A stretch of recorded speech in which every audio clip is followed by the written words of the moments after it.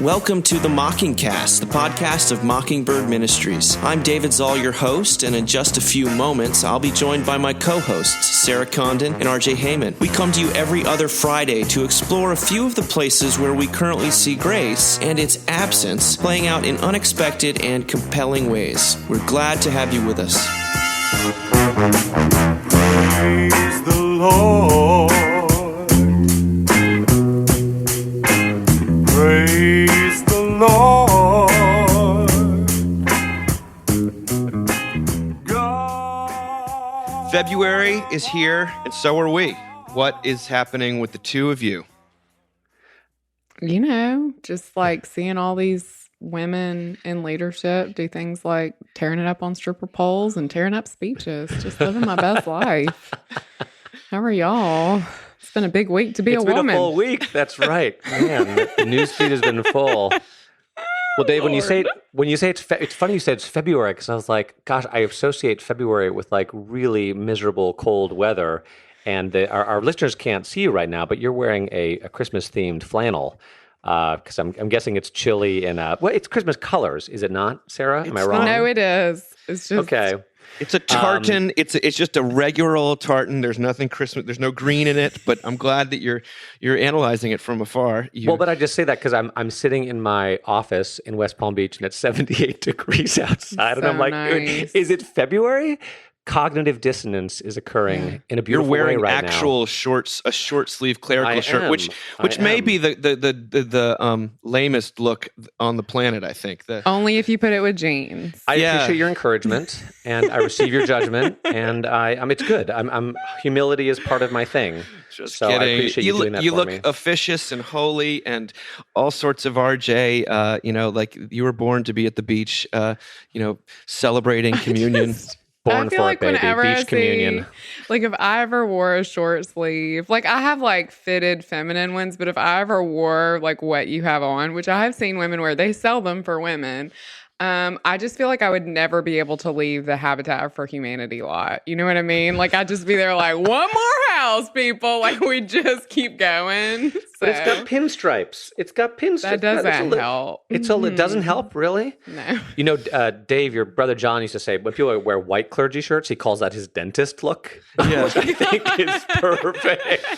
That's why I do not own a white clergy shirt. That's so good. It's too much. Well, since you don't really have an assistant yet, I feel like it's our job to, as it's always been, I guess, but to keep you humble and making sure that people realize. Bring me down a peg. You are a human being. I am a human person, yes. A sinner, in fact. That's right. Well, anyway, I guess I feel personally judged by the beautiful weather you're having. And I also, Jennifer Weiner says that she feels personally judged by J-Lo's body. Yeah. We are recording this the week after the Super Bowl, and the Super Bowl made headlines, but the halftime show in which J-Lo, Jennifer Lopez, and Shakira put on a very salacious performance. I actually, I'll be honest, I haven't seen it, so I So didn't wait, you're watch. calling it salacious without even seeing it? Well, I think That's I feel like I'm on pretty safe ground, given what I've read about it. Also, does Dave not have Google? Like every time we've talked about this week, he's like, I haven't seen it yet. I'm like, do you not own Google? I don't understand. I just, I'm going to send you the link, Dave, and then I'm going to test you in a week. Okay. All right. I'll take it. For me, halftime shows begin and end with Prince, and that's it. Aww. We don't need to. That's actually there really never sweet. needs to be another halftime show. U2 after 9/11 was incredible. Bruno Mars was an amazing performance. I don't know. They're both great. I'm with you on that. But However, Prince was the pinnacle. However, But they're not the Prince, Messiah. Yes. Prince wailing on guitar, doing Purple Rain as the rain comes down, and with so much confidence In Minnesota. It just doesn't. Everyone should quit. Why even try? It's over. It's over. Yeah. Well, this is what Jennifer Weiner wrote. Sarah, you sent this our way. She said, if there was one thing we could all agree on, because people are very split about whether or not it was appropriate viewing, especially for small children, it's if there's one thing we could all agree on, it's that Jennifer Lopez looks amazing. At 50, she is a force of nature, a woman who looks so good, it's like evolution took a tiny step forward just for her. "I can't believe she's 50 and looks so good," women said, which quickly became, "I can't believe I'm 50 and I look so bad." Some members of my social media community were in awe. Others, myself included, were feeling personally judged. I'm just a few months younger than J-Lo, and with every birthday, I have asked, is this the year it ends? Surely there's a finish line, a point where the "you must be this hot in order to participate" sign at the amusement park ride just disappears, and we all get a seat on the roller coaster. I've always tried to tell myself that celebrity bodies are a little like art galleries. I can appreciate and be inspired by their beauty. I can acknowledge the time and money that went into their creation. When I've finished looking, I can go home, secure in the knowledge that nobody expects my living room to look like that. Then I saw the meme that made the rounds on Monday. 50 years old in 1985 read one side with a shot of Blanche Devereaux of the Golden Girls in period-appropriate feathered hair and dowdy-looking sweater. 50 years old in 2020 read the other side with Jennifer Lopez in a silver bodysuit, toned thighs gripping the pole, honeyed locks streaming and bronzed skin gleaming, looking impossibly impossible. I mean, extensions though, right? I know, like but it's many, still, many like, extensions. so Like, come on. amazing. Yeah, okay. The answer, I think, is to watch these types of performances like a man. Women watch a 15-minute show featuring elite entertainers and in some cases end up feeling bad about ourselves. Men, meanwhile, watch a 3-hour game played by elite athletes with single-digit body fat, and most won't feel a single twinge of self-doubt or miss a single chip from the nacho platter. Women see inspiration or goals we failed to attain or a pretty stick to beat ourselves up with. We hear a voice, sponsored by Weight Watchers or Revlon and Planet Fitness and Jenny Craig, whispering, "This can be yours if you just work hard enough." Men see entertainment, athletes who exist on a different plane than mere mortals. Their inner voice whispers, "Are there any more nachos?" I don't even think it would occur to them to feel bad or to try to emulate what they saw. Now, again, I as a man, you sort of say, if someone did the opposite of this and said, women say it and then think, oh my gosh, how can I take this personally? And men watch it and think, wow, it's just so beautiful and I'm aroused right now. I mean, these kind of, it seems pretty antithetical to the New York Times general tone to group men and women into these unflattering categories. But Sarah, you sent it our way. I think that the reason it's so trenchant is the amount of law that Jennifer Lopez somehow has communicated here in terms of what a physical aspiration. But Sarah, tell me what you thought when you watched this. I love the performance. I did have my kids in the room and it did get a little dicey. I'm gonna be real. There's some crotch shots I was like not prepared for. So I said things like, "Isn't she a great dancer?" when that would happen because I didn't know what else to say. I loved the sort of homage to Puerto Rico and like culture and all that stuff. There was a whole thing about kids in cages that was a political statement that I honestly didn't know was a political statement until later and was like, I don't know. It was a whole thing. I don't generally watch these things and internalize what other women look like just because I think, I don't know. I mean, I probably do on some level, but honestly, I think that's one of the rare gifts of ministry. And I've said that before on this show, but that like oftentimes what the world sees as like the greatest accomplishment, the greatest beauty, the greatest amount of wealth. When you're in ministry and you encounter people, not that I'm J-Lo's priest, but when you encounter people who kind of live in that realm, you know how much they give up to do that, to look that way, and how much and how lonely it is. Mercy for J-Lo. I mean, I haven't watched the new thing about Taylor Swift on Netflix, but I was talking to a friend about it, and he there's some moment where she kind of reaches this very, a great height of power, and she realizes she doesn't have anybody to call. Yeah, it's I watched it. It's very powerful. She says, I have no one to share this with.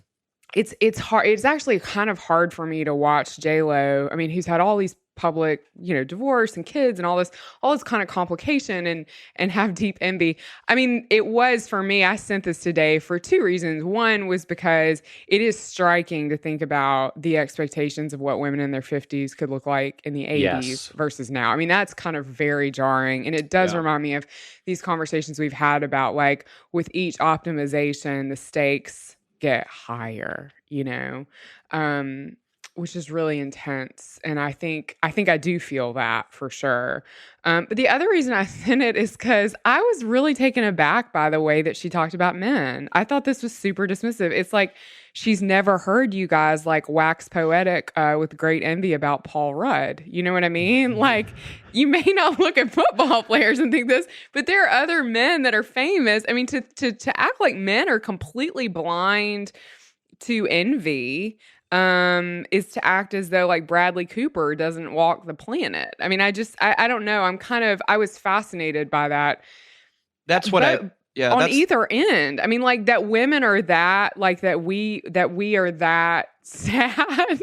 I don't know that like we're that like unself-actualized. I don't know. I was totally with her until she got to there and I was like, no, this kind of just fell apart for me actually. But it is different, right? Dad bod is a thing and mom bod is not a thing. And like guys are allowed to be distinguished gray and women are not. And, there's a reason why it is harder, and it's getting a little bit better, but it's harder for older actresses to find work in Hollywood than older men.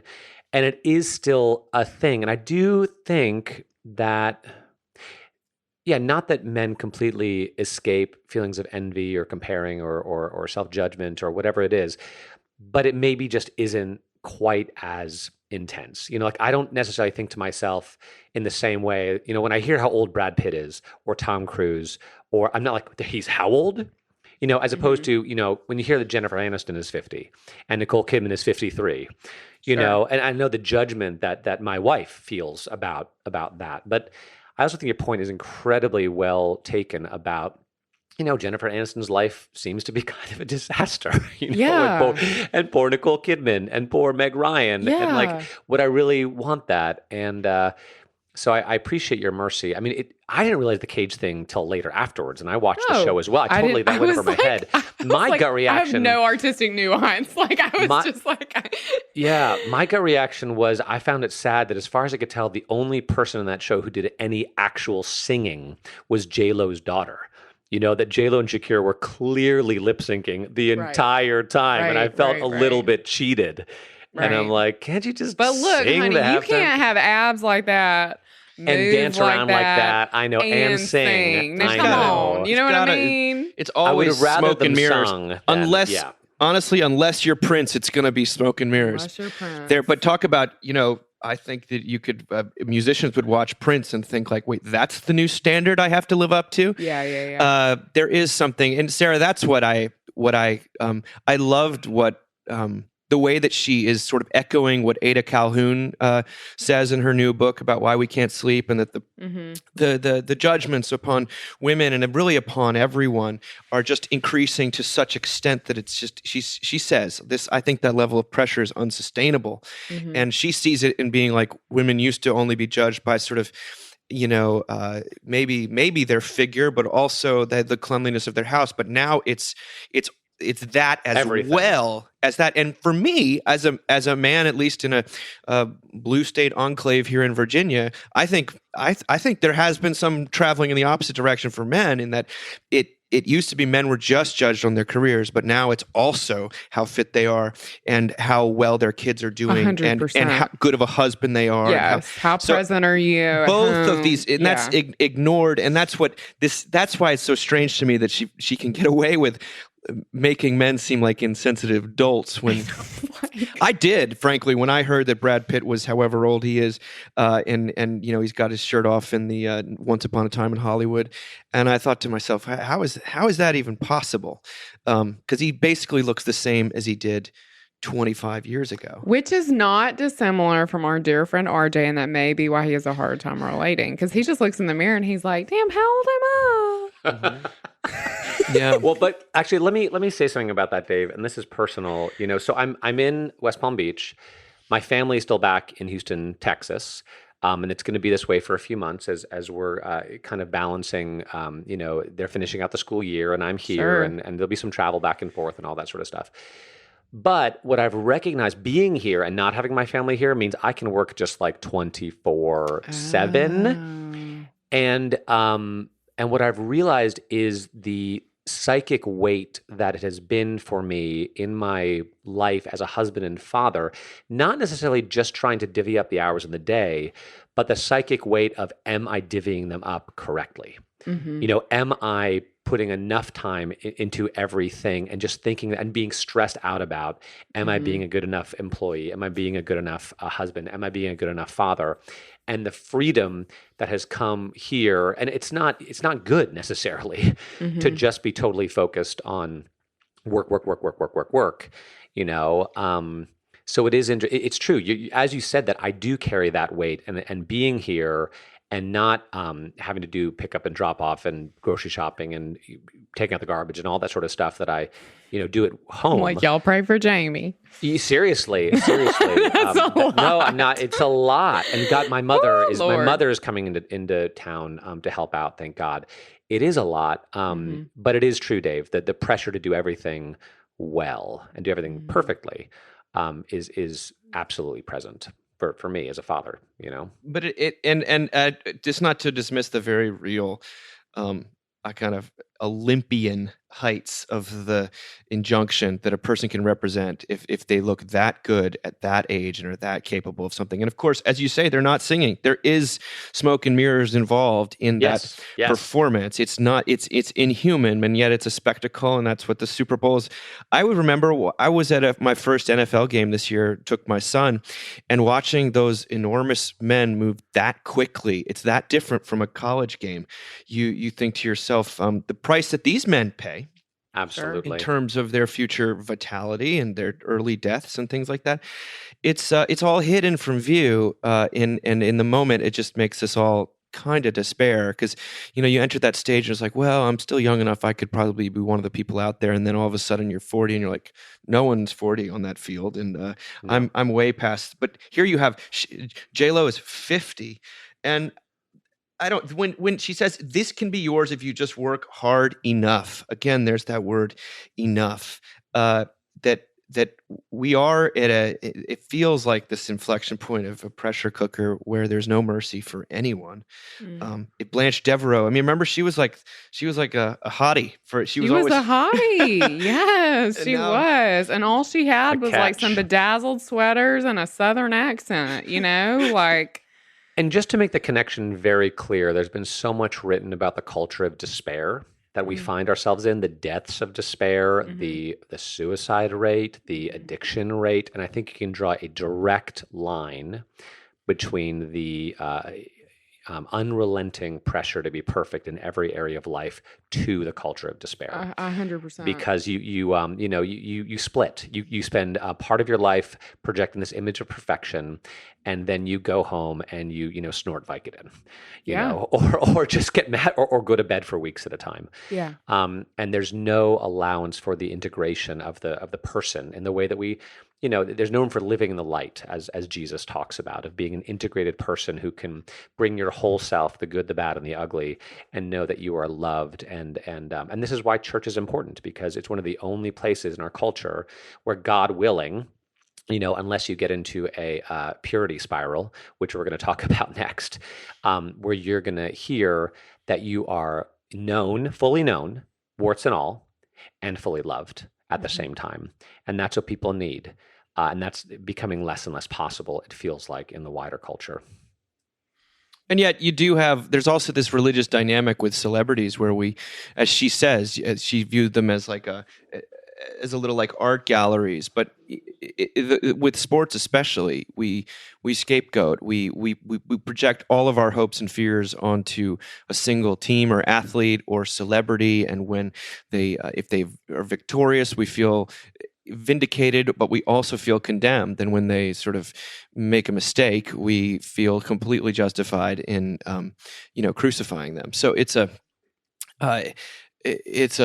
fascinating dynamic to watch play out, and the amount of spiritual and emotional energy surrounding this halftime show, especially when Prince wasn't anywhere present. It was.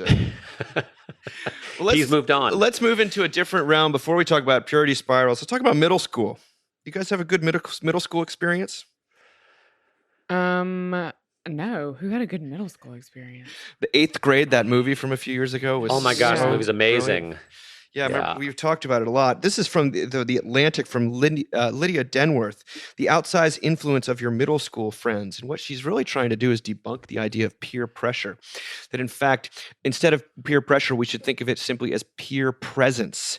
She study after study shows that your adolescent brain is more sensitive to performance.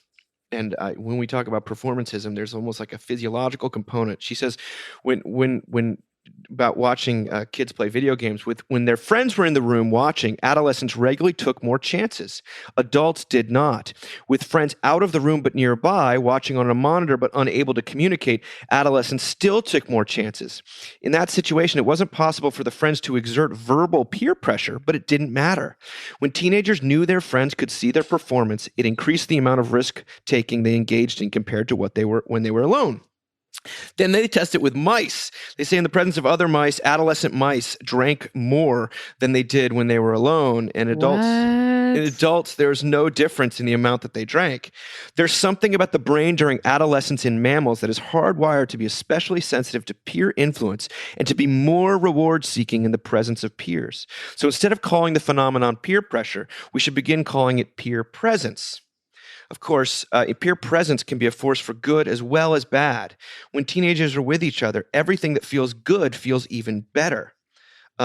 If what feels good is something that also carries some danger to it, then kids get into trouble because they're ignorant of the danger or choose to ignore it. But they've also shown that teenagers learn faster when they're with their peers than they do by themselves. And they engage in more exploratory behavior when they're with their peers. So who the peers are becomes very important. Parents shouldn't worry about peer pressure or peer influence. They should worry about who the peers are that their kids are hanging around with. When kids hang around with students who get better grades, their own grades go up over time. I had a really good friend as a child who became close friends with me later, but she got very sportsy in middle school, and I got very I don't like for my heart rate to be that high. And we kind of weren't friends for a while, and I made friends with this other group of people, and there was a girl who was I have friends from high school now that listen to this podcast, so I'm being careful about names. There's this girl we'll call Kim, and Kim grew up in a household with a single mom. There was a stepdad that was kind of in the picture, kind of not. Her dad had drug issues, had taken his own life. Her mom had a giant tattoo of a crying Indian on her shoulder. I do remember that, crying Native American. Kind of a wild house. I mean, actually a truly wild house. It felt like there were just never parents there. And when they were there, they just wanted to be older teenagers. And I remember my mom showing up one day early to pick me up, and there was a guy standing at their front door. I mean, picture the most Mississippi version of this, okay? There's a guy standing at the front door, and he has on the jeans and the pants that are slung really, really low, and he has on no shirt. He's just walking around like this, and my mom walks up to the door, and he just goes, "Sup?" And my mom was like, "Where is my daughter?" And I was never allowed to go over to her house ever again. And my mom was like, "You can tell her." And this was my key friend group, right? I'd really kind of bought into this friend group. She was like, "You can tell her that I went over to her house and there's not an adult there, and she can come over to ours, but you can't go over to hers." It was very clear. And it was it's still hard to think about, because I totally understand why my mom did it, and it totally kept me safe. And yet it meant that for this young woman, there was kind of a real loss spoken over her. Do you know what I mean? It was one less person that could be in her life. And I don't know why this is making me cry. She was just a super hard worker, and she was going to define herself against her family. And she got amazing grades. And at some point in high school, there's a contest in 17 magazine, and they'd fly you to New York, and it was like you got a makeover, and she won the contest. What? And it was like she had these kind of major things happen to her. Anyway, wasn't raised in the church or anything. And like now we're friends as adults. And she's like a member of the cathedral in Jackson and had her babies baptized there and is like a Christian now. And Wow. like she and I have talked about that a little bit and how painful it was. And she said to me, your mom did the right thing. But like it's hard for me to hear stuff like this because I understand as a mother the imperative to keep your child safe and help them make good decisions. And oh my gosh, like I live in like ground zero for everyone being paranoid about who your kids are hanging out with. But also, like, what does that mean for those kids that don't have, you know what I mean? Like, it's just super sad that it's like you're the kid that like, and I remember there were whole groups of kids who just like you weren't supposed to hang out with and their parents were never around. And I don't know, it's a weird, do you know what I mean? Yeah, this very week, there was a birthday party that everyone in one of my son's teams, class, every neighborhood, everyone was invited to except for him. And he's a little younger than middle school, but he's going to remember that. Oh, and no. you wonder to yourself, oh, is he the one that they think is not a good influence, or what's going on here? Am I as a parent need to say something? I mean, to some extent, Sarah, you've said before that it's like there's not a day goes by where we don't, as parents, especially mothers, get told another way in which they're parenting wrong. Yeah. And part of me feels that with this, and yet also knows that people are impressionable and kids are, or I'm led to wonder about what about the kids who are being vilified as the bad influences. Yeah. I mean, we talk about powerlessness a lot in our house. And especially when we talk about kids or when we have powerless moments, our kids certainly get in trouble and have powerless moments. Our kids have been left out of stuff. But when we talk about other kids, like we talk about them as being like we talk about them in a merciful way. Like you don't villainize. I don't know. This is intense. I mean, I understand the research, but like as a Christian, it's like, but how do we teach our children not to just ostracize people because they've been marked as bad? You know what I mean? Mm-hmm.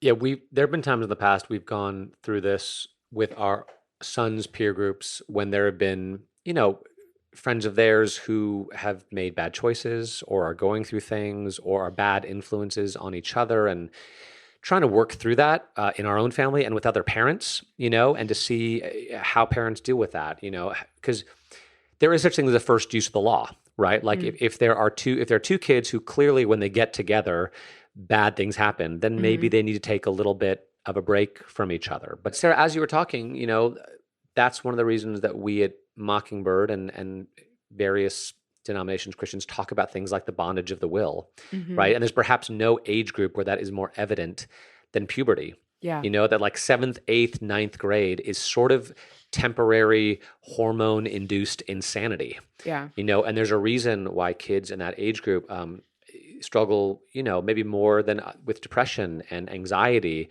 And I've told the story before of my now 17-year-old son saying to my grandma, as he's now out of puberty, saying to her, it's so nice not to be angry all the time anymore. And just being able to recognize in himself that he had like a 2-year period, year and a half, 2, where he was just angry. Sure. And he had no, what are you going to do? Yeah. He had no control over it. Also recognize that like, it's not forever. That a big part of parenting is to be present and to be patient and to not freak out and to think, because they're doing this, you need to deal with things. You don't sweep them under the rug and you get your kids the help they need. But just because they're going through this at 13, 14, 15 doesn't mean this is a forever thing. Right. Like they are going to come out of it. And there is a God in heaven and they have a divine parent who actually knows them and loves them more than you do. And has a whole lot more control than you do, and is able to be present when you're not. Right. And that's where faith as a parent is helpful. I think that there's, I'm just saying in my own context, there's this like wild irony where because I've mentioned this situation to a few people in my community. They say, well, just wait till middle school. And like people are not getting invited to this, that, or the other. And like you'd think at 9 years old that the social norms still prevail and you just invite everyone.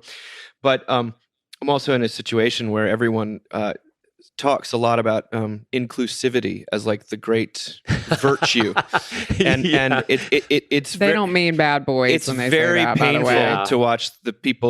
to watch a community that says it believes in inclusivity in a global scale and in a racial and ethnic and sexuality actually actively exclude your own child. And you're like, well, yeah, there's some really fine print at the bottom of that contract that's like, but not wild boys. not You know wild. what I mean? Yeah, I mean you've written Not you've written wild about it boys. so many times. Not if you're gonna actually get in trouble. Well, we're Not gonna. if you're going to show up and like try to ride our dog and sing in a Mariah Carey voice. Well, Like, of no, course, you it cannot goes come to the party. It goes back to this false dichotomy between things you quote unquote choose and things you don't choose, right? Like we can accept something if it's not chosen, but if it is chosen or it's then like you better get your act together, Yeah. right? You better shape up, like Yeah. to the degree that you can shape up, you should shape up. But wild boys sometimes just can't shape up. Sorry. No. And by the way, You I know? know that when like as a parent to wild boys, sometimes Wild boys. they make such a fuss that you're just like, I give up. I don't care what other parents think. We won't invite so and so. It's just like you're gonna kill me, or I can't fight this battle anymore. So there's mercy for the parents who are just trying to survive and get by and basically love their kid as best they can. But this dynamic of exclusion to the point of like damnation.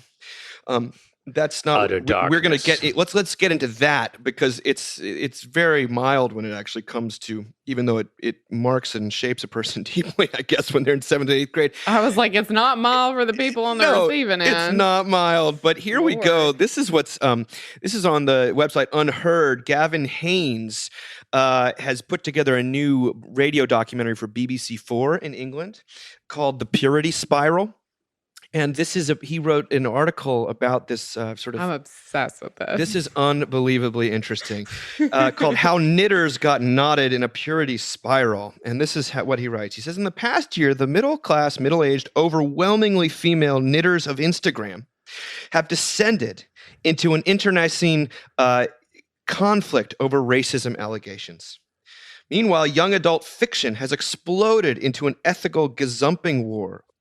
He says that this is actually an age-old phenomenon known as a purity spiral. A purity spiral occurs when a community becomes fixated on implementing a single value that has no upper limit and no single agreed interpretation. The result is a moral feeding frenzy. But while a purity spiral often concerns morality, it is not about morality. It's about purity, a very different concept. Morality doesn't need to exist with reference to anything other than itself. Purity, on the other hand, is an inherently relative value. The game is always one of purer than thou. It is a social dynamic that plays out across that community, a process of moral outbidding, unchecked, which corrodes the group from within, rewarding those who put themselves at the extremes and punishing nuance and divergence relentlessly. A purity spiral propagates itself through loyalty tests that weed out its detractors long before they can band together. In that sense, once one takes hold, its momentum can be very difficult to halt. Now, at this point, we all sort of know what I hope you know what he's talking about, but he gets into the nitty-gritty of something, a hashtag that appeared among the knitting Instagram community called hashtag Diversinity. Good job, Dave. Did I say that right? Yeah. It was about sort of the lack of representation and, to get people from different backgrounds within the knitting community to talk. And what happened is it began by people getting excited, but soon the list of things that were considered problematic in the knitting community grew. Knitters who wished to be on the right side of history began to post pictures of the books they were reading. In January, a popular knitter from Nashville, Karen Templer, wrote a blog about her upcoming first ever trip to India, in which she suggested the experience would be, quote, like being offered a seat on a flight to Mars. Cue outrage at her racial insensitivity. Karen. Hundreds of comments later, Templer issued a lengthy apology. Seeing what had happened to Templer, in January last year, a Seattle wool dyer called Maria Tuskin decided she would take the smallest of stands. In passing, she announced on her vlog that she was taking a break from Instagram because of what she saw as online bullying in the knitting world. Well, if she had any lingering doubt about whether or not the bullying was real, the tsunami of denunciation that ensued probably cleared that up. Clearly, the spiral had entered its final phase. It was no longer enough to just stay out of it. Only positive affirmations of support, and only in the most correct tone and timbre, could save you now. Now, once it has gained momentum, the dynamics of a purity spiral are those of a leaderless cult. You hold a viewpoint that privileges an abstraction of the world over the messy reality. You have a sense of mission which sets you apart from the world, and you derive social status from being holier than the next acolyte. So when somebody comes calling from, quote, reality land with a list of questions, the mere fact of having their viewpoint interrogated represents an existential threat to the sacred viewpoint. They circle the wagons. Now, Haynes writes, having been an unhappy tourist inside a couple of purity spirals for many months, my sense is that the phenomenon isn't going anywhere. These are deep psychological truths about humanity carved into the cliff face of how we construct our societies. The problem is that we tend to see the dynamic for what it is only in its aftermath. The internet is such a terrifying place. Oh, boy. I mean, I resonated with so much of this, and I'm not a knitter, but I resonated with the idea that it's just one misstep. And then you go to secular hell, right? It's really hard to get out of secular hell. And the funny thing is that I wish I could say in church circles that that's not the same thing, but it actually is worse. I think there's secular hell, and then there's like secular church hell. And that's actually even lower, because so many Christians don't really work with especially Christians who are like woke Christians don't really work with a system of forgiveness and mercy. That's a broad generalization. I want to be careful, and I'm woke in a lot of ways. They qualify it in a lot of different ways. It's like, well, we'll forgive, but you have, this and this. And then if you do that or that, they're like, well, that wasn't quite enough. We still don't feel good about you. The good news is Jesus always feels good about you. But this is why, it's terrifying to put stuff up on the internet, because you really are at the mercy of people's, I don't know, perceived self-righteousness. I don't know, childhood issues they haven't dealt with. I don't know, you're really at the mercy kind of the worst parts of people, because what happens in these spheres that's so fascinating is we treat each other in a way that we would never treat each other in person. We treat strangers in a way that we would never treat strangers in person. And it's really disheartening. Yeah. Yeah, I just found this, what a helpful phrase, what a helpful image, because when you explain it, everyone knows what you're talking about. And of course, they say it's not morality, but it is, it's the law to the nth the degree that you can never possibly live up to. And yeah, I was just thinking, again, we actually we have a knitting circle that meets every Wednesday at noon outside my office in a little parlor space, which is a wonderful group of ladies who pray and knit and kind of get along and who actually represent a broad swath of our community in a really lovely way. And it's happening. It's just happening because we're church and not because someone is diversity or whatever. Right, no hashtag required. But I did think, clearly churches, religious movements have become what are they called? Purity spirals, and it also reminded me, I just was reading up on American Dirt, that novel, where there's been the huge, and it's the exact same thing. Yeah, they call it the circular firing squad. Same sort of thing, where we just stand in a circle and kill each other with our purity. And so that's the same sort of image, right? But I was thinking, what is Christianity? What is the hope that the church would be as opposed to that? And of course, it's that it would be a forgiveness spiral, or a humility spiral, a truth-telling spiral, a grace spiral, something like. No, but right? Yeah, I love that. Yeah, that we would call this out and call everyone's need to feel like they're doing everything perfectly and say, give it up, because. Jesus takes the purity spiral and nails it to the cross and is like, yep, we're done with that. You can play that game if you want to, but it's just going to kill you and you're going to kill other people. And you're going to kill me. And you're gonna kill me. Exactly. You did kill me. And I've already died once. That's right. You no more death required. No more sacrifice required. What?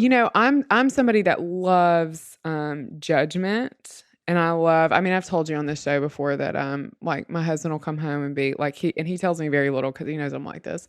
He'll come home and be like, well, so and so did such and such, and I'll be like, I told you so and so was a good for nothing, like immediately. I always knew it from the moment I met him. What I have experienced though with some, I don't know if we'll call it Christian maturity or just being worn down to the bone, is that when I have, if I know these things or I've had rough experiences with people at church, which I certainly have as a priest, and especially, I'll be frank, sometimes as a priest's wife, there's a part of me that for years would just be like that. I would compartmentalize them to my own Sarah's secular hell, which is even worse than church secular hell and secular hell. And You're never coming back. Yeah, and you never coming back You're from done. that. Grudge. Yeah. You made a list. I lit it on fire and ran it over. It's like I've scooped up the ashes and I'm, anyway.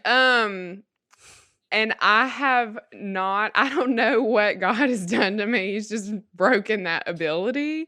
And what has happened is that I have then let those people back in, or I have, kind of gotten really mad for 5 minutes and then been like, well, what happens if I just kind of let go of this? And then you get around these people and you realize they don't have malice in their hearts. They're just doing the best they can. They're wayward fifth graders. You know what I mean? Like Bondage of the will. And yes, and that you actually can like love them and be in a relationship and care about them and take them out for coffee now. And isn't that an incredible? I mean, it is, if you want to be like the wokest, most like countercultural Christian, forgive people. I mean, like, try Yes. it. You know what I mean? Like, it's crazy. Yeah, you'll note that one of the things that I forgot to read about, but the man who started Diversity, and he's like HIV positive. He's one of the few men in this whole thing. Eventually, the purity spiral has come back and like executed him, like because he said we should all take a little bit of a chill pill. And it's this Robespierre, in the French Revolution, how the person that starts at the purity spiral, they end up reaping what they sow a little bit. But I thought it was really, really perceptive when he describes it as a leaderless cult. A leaderless cult that doesn't have an endpoint to its its abstraction. There's no It's upper led limit. by the devil. And yet, It's what? the devil. It's led by the devil. The devil is the leader. It is. I think there is something, frankly, a little demonic about this stuff because a lot of it begins. What we're seeing and what this article is really about is that for most of, at least when I was growing up, purity spirals were a thing on the right. And they were a thing in sort of conservative religious circles and, polygamous things and who was the most pure in their faith and a church of one. And now we're seeing it. It's like it's becoming more and more characteristic or definitive almost of the left. And it's so much easier to screw up, it feels like. Do you know what I mean? Like, when it's on the right, you're like, okay, don't have sex before marriage, got it. Wear a long skirt, I'm on board. Grow my hair out, I can do that. You know what I mean? But when it's on the left, you're like, wait, I should just not talk. Yeah, this is going to go south really quickly. And that's what you have. You have like in the right, at least you had there was a theoretical leader who was Jesus of Nazareth, and he was at least he was in lip service, if nothing else. Here, even if it was poorly interpreted, it was rules. It was still though that there's something called redemption, and here there's nothing like that. In fact, there's no just redemption. Punishment, and needles to the heart. I really don't think, as he says, that this isn't going anywhere. And yet I also have some hope that you do see, what is it? Remember when we read the cancel culture article and the woman who had gotten canceled said, I hope in the future everyone will be canceled for 15 minutes. Yeah. And that's a hope because everyone, but even today, if you even utter like defense of the sort of the maligned, you're accused of what's called both sidesism. Have you heard this now? And you think to myself, we just have no imagination whatsoever anymore because everything has to line up directly on one side. And then the final thing is that we've had such an outcry about quote unquote purity culture within the 90s evangelicalism, and it was a real thing and it did a lot of damage. But so many of those folks have just traded one purity spiral for another one. And their religion is the same. There's still no grace involved. And the people that are a lot of times behind some of these purity spirals are the people that hate.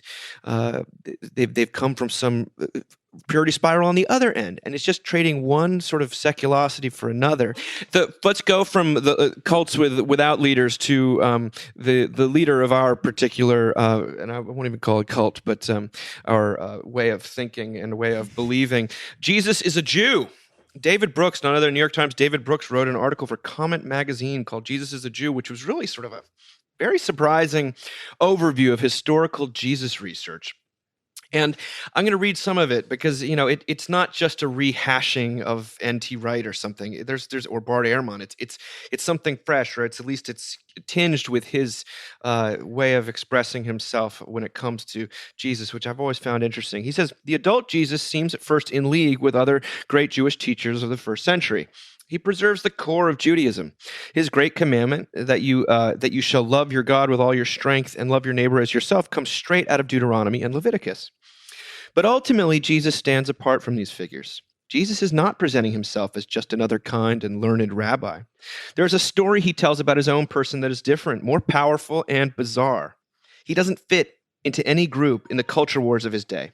He sometimes offends the Pharisees and the Sadducees, but other times wins them over. He is uncategorizable. He transcends the fractious din. He's somehow playing a different game. He is taking all the traditional categories of Jewish thought and somehow seeing them differently, from a different vantage point, and fusing them together in new ways. He is at once a product of his time, but he is also offering a new paradigm, sparking a new gospel, and so is standing beyond his time. For example, all Jews speak of Abba, the Father. But when other Jewish groups do it, it sounds like a communal Father, the founder and Lord of our people. When Jesus speaks of the Father, it feels different. There's a direct mystical intensity to it. My own Father. As Amy Jo Levine, a Jewish scholar, puts it, when Jesus talks to Abba in Gethsemane, his address is entirely personal. He is not speaking on behalf of anyone but himself.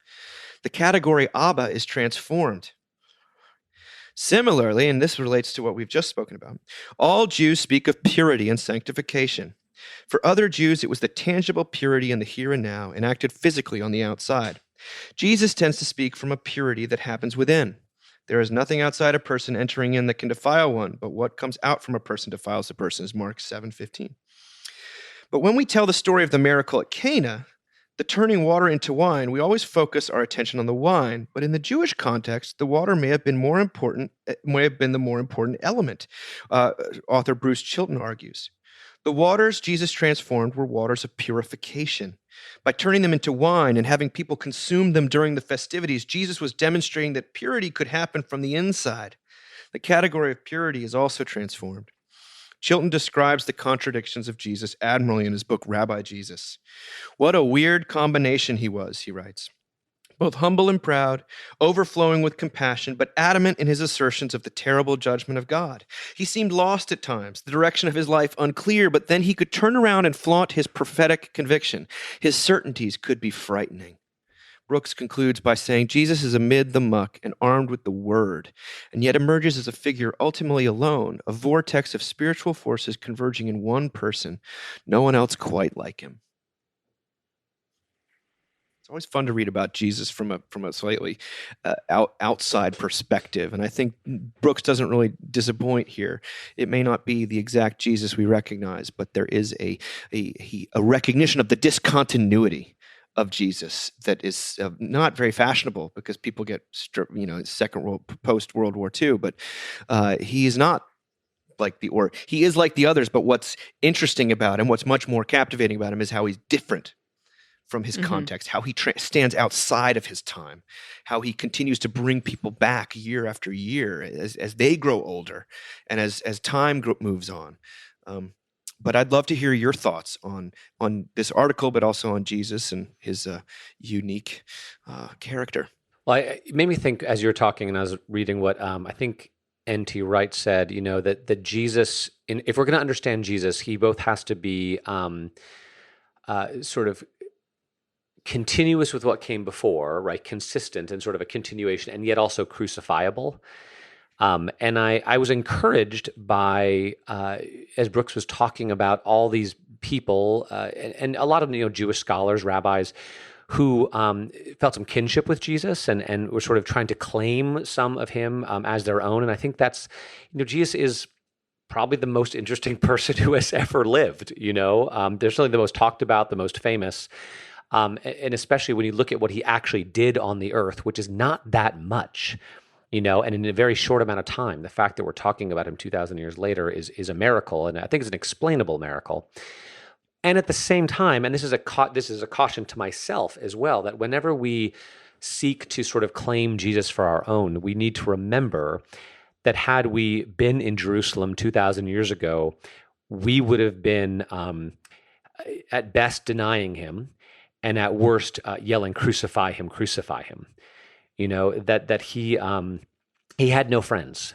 He died alone, having insults heaped upon him. And so there is a little bit we can't get too cozy with him. And then at the same time, when we do get cozy on him, as they say, he's always like, "What about you? What about you? What about you?" He makes it personal, and he's a deeply, accepting, forgiving, but also challenging person, a person who demands that we kind of fall to our knees and ask for mercy in order to receive it. That if we're looking to enlist him in our cause or have him uphold our own our agenda, that's not going to go so well. He's unrestrainable, and he won't be put in a box.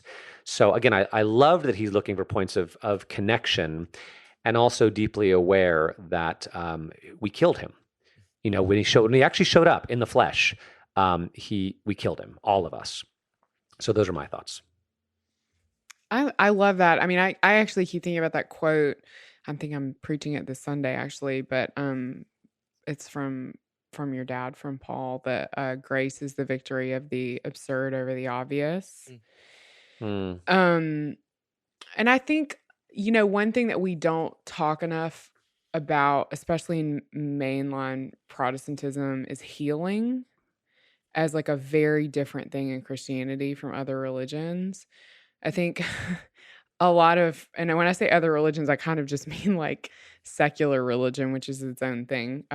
But like that people are think that they are kind of given a vision for what things are going to look like, and they just have to ask the universe for what they need, or I've got a plan. They just need to self-actualize enough or go to enough therapy. And we know I love therapy, but all these things, when it is this thing that has to come from the outside, that is this healing that has to come from the outside. And I think that makes us very different. And I think when we are reflective enough, or maybe not. I mean, I think there are moments in my life where I've been reflective enough where I can be like, I don't put people in secular Sarah hell as much as I used to. That's kind of incredible. And then some of us have really powerful moments of healing as well in our lives. And I think that is a remarkably different thing about Christianity. The other thing, though, that is so important to me is that there's something that catches us. And that's very different from any other religion, in that we are given the law, we are held to the law. The law is not lessened. In fact, the law is heightened. Mm-hmm. And yet there is this thing that catches us. And I think that function is there, right, RJ? I think you're totally right. Like, we're driven to our knees. But I think people hear that and think, oh my gosh, this Jesus guy's really needy. You know what I mean? He's going to have these people ask for forgiveness. But that's the thing is, we're all so angry and lonely and isolated that we need that, that we carry these burdens, and we need a place to say, please take this from me. Please meet me on my knees in this pew and take this from me. Because I can't meet the standards of the world. I can't be J-Lo. And also, I definitely thought about stabbing somebody, this morning. You know what I mean? I can't meet any of these laws, and so I need you to meet me. And I think the intimacy of that, and I love that what you said, that Jesus constantly looks at us and is like, but what about you? But what about you? That it is so deeply personal. And I think that's why I get sad for my Christian brothers and sisters in their own version of these purity circles where the relationship with Jesus, the personal relationship with Jesus is so bound up in what you've done and who you define yourself to be, that they miss that none of it matters. That like the grace of God is so absurd that none of it actually matters, that it's going to meet you and find you and seek you out no matter what.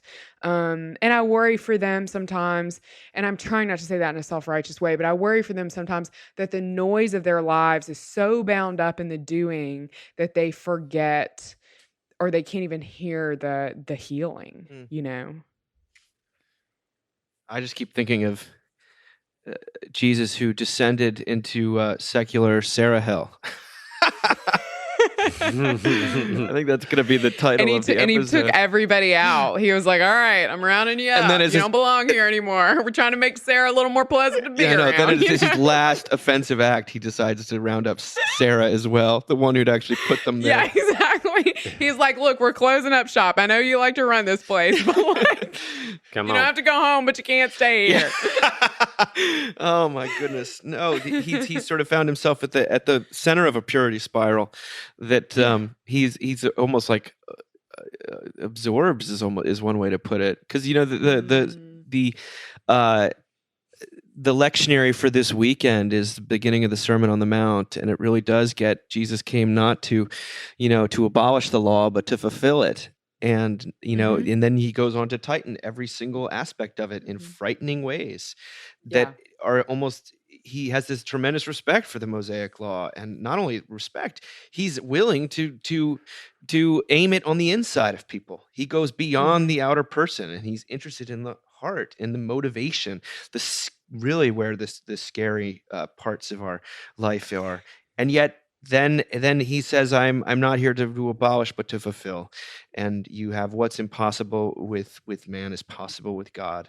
And the words that are coming out of his mouth end up being almost ironically descriptive of him. I think it's a beautiful thing, because he also says to love your enemies in that very same passage.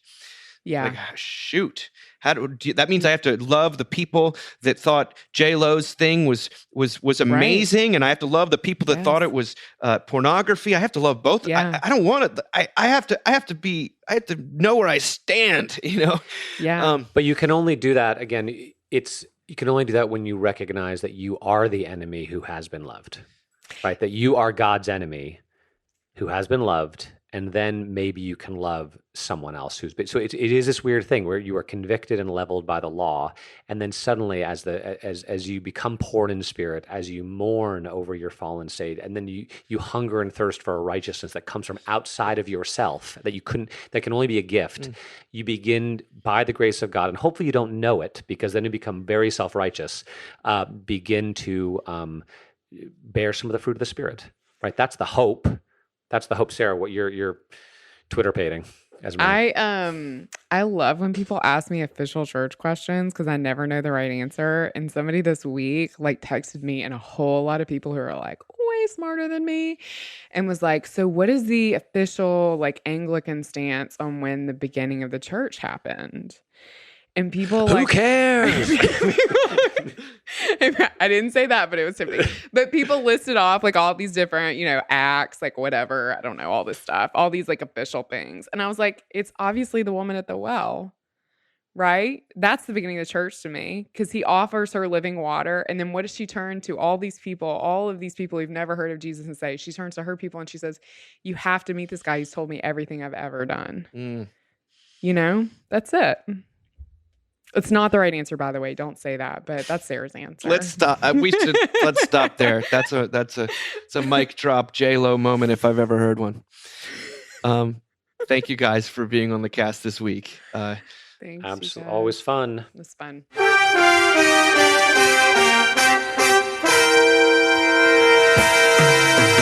Thank you for listening. Remember, you can find us on the web at www.mbird.com. And we'd always love to hear from you at info@mbird.com. Audio production for the Mockingcast is provided by the Narrativo Group, and if you like what you've heard, please do drop over to iTunes and leave us a rating and review. Until next time. Praise the Lord. Praise